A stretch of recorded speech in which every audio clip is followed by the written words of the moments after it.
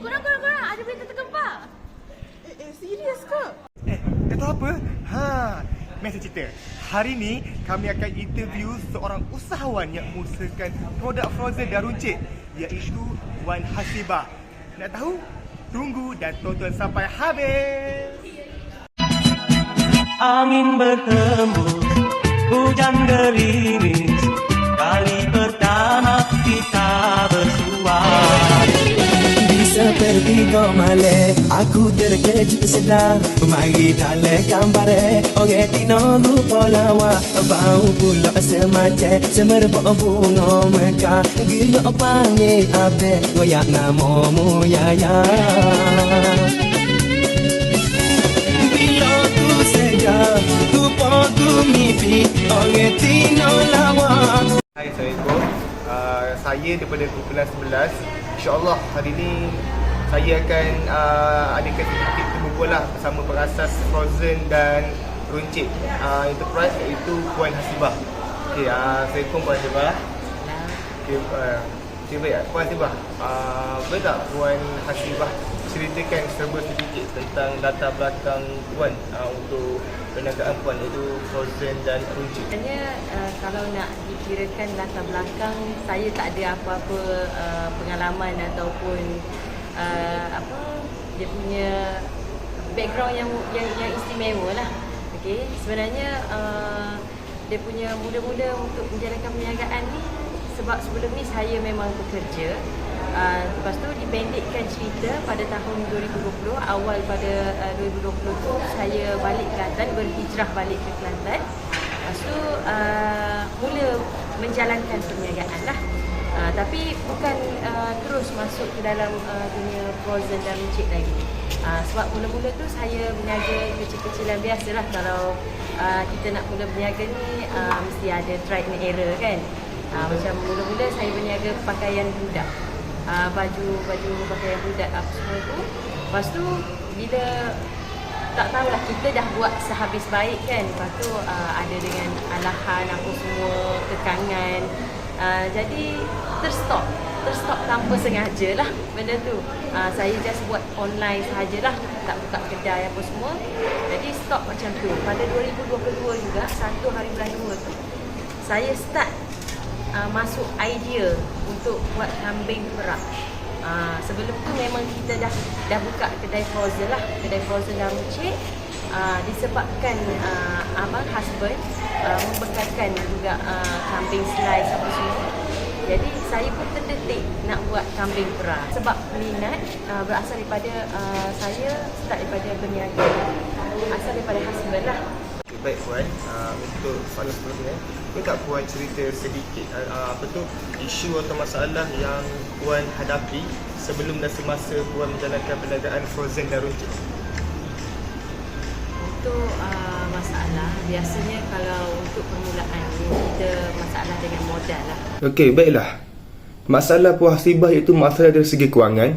Puan Hasibah boleh memohon pinjaman, geran kerajaan, dan juga Puan Hasibah boleh memulakan perniagaan ataupun mencari dana melalui platform, iaitu platform crowdfunding. Apa itu crowdfunding?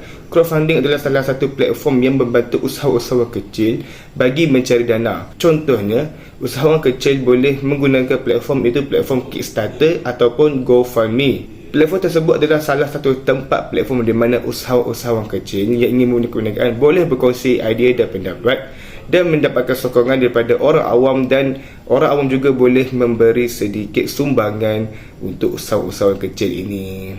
Okay, baik.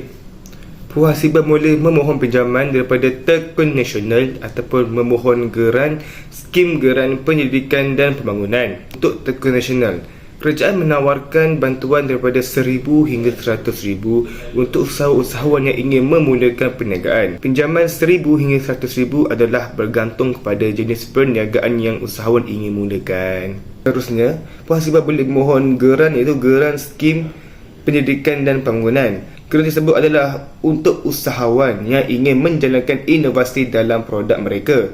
Geran ini memberi sokongan kewangan juga terhadap usahawan-usahawan yang ingin mengembangkan idea kreatif mereka dalam perniagaan.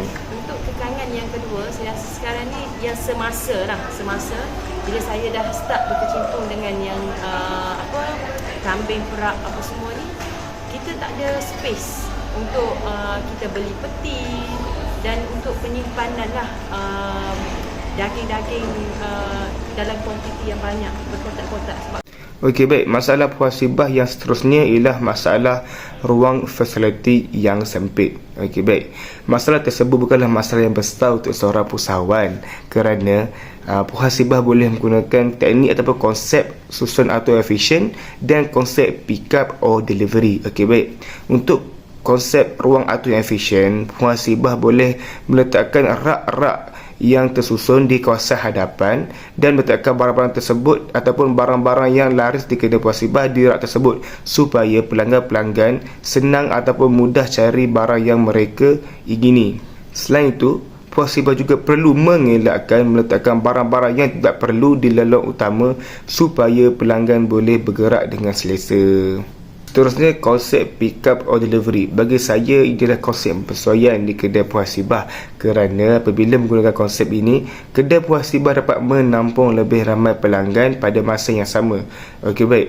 Contohnya, puasibah boleh menggunakan promosi perkhidmatan pick up or delivery. Dengan cara ini, pelanggan boleh membuat pesanan secara atas talian ataupun secara menelefon. Dan juga pelanggan juga hanya datang ke kedai untuk mengambil barang yang sudah ditempah melalui secara atas talian.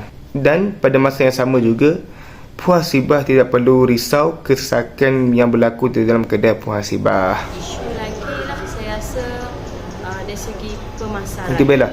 Untuk masalah pemasaran, puasibah tidak perlu risau kerana kita sekarang berada di zaman yang serba teknologi kini. Okey, baik. Puasibah boleh menggunakan platform-platform seperti WhatsApp, Instagram, TikTok, Facebook dan lain-lain.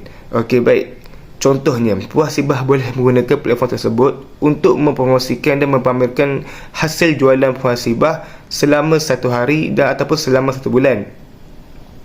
Contohnya, puasibah boleh menggunakan idea secara kreatif seperti membuat video-video marketing yang menarik seperti video memasak, video menjual dan juga video aktiviti seharian puasibah di dalam kedai maupun di luar kedai. Seterusnya, puasibah juga boleh menggunakan teknik testimoni terhadap pelanggan. Contohnya, puasibah boleh memasak sedikit masakan puasibah itu perak kambing puasibah dan mengedarkan kepada pelanggan-pelanggan yang lalu dari kedai puasibah untuk mencuba produk terbaru puasibah.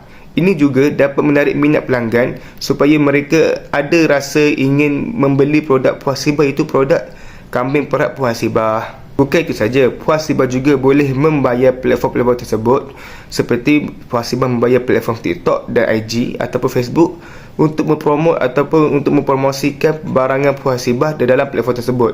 Ini juga dapat menarik viewer-viewer puasibah supaya mereka lebih meminati untuk mencari maklumat jualan puasibah. Sekali, puasibah juga boleh menggunakan konsep live streaming. Itu puasibah boleh membuat live dalam kedai puasibah untuk mempromot dan menjual barang-barangan yang berada di dalam kedai runcit puasibah. Pada masa yang sama juga, puasibah dapat merapatkan hubungan dengan pelanggan ataupun viewer-viewer yang sedang menonton live puasibah. Dengan ini juga, puasibah dapat meningkatkan kesetiaan pelanggan yang ingin membeli dan datang ke kedai puasibah.